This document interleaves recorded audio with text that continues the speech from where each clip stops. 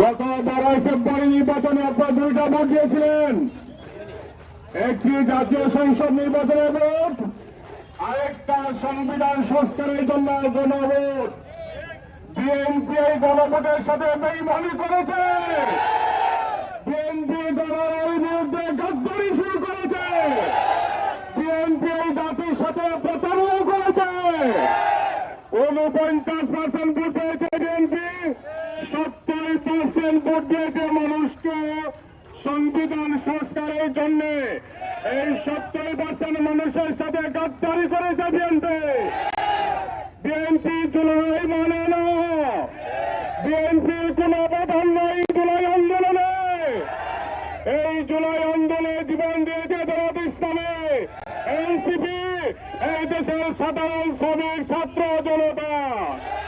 প্রায় 2000 শহীদ, 40,000 হাতের উপর দাঁড়িয়েছে আজকের বাংলাদেশ।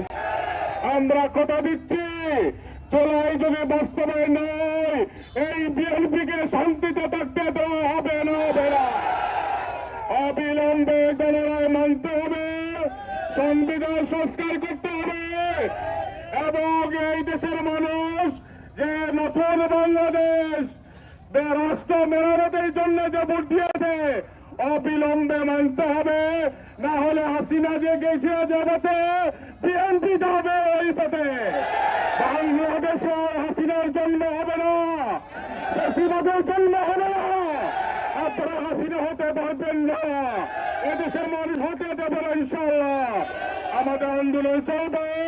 ওই জন্য আজকে আরেকটা বিপ্লব হবে, আরেকটা জুলাই জন্য প্রস্তুতি গ্রহণ করে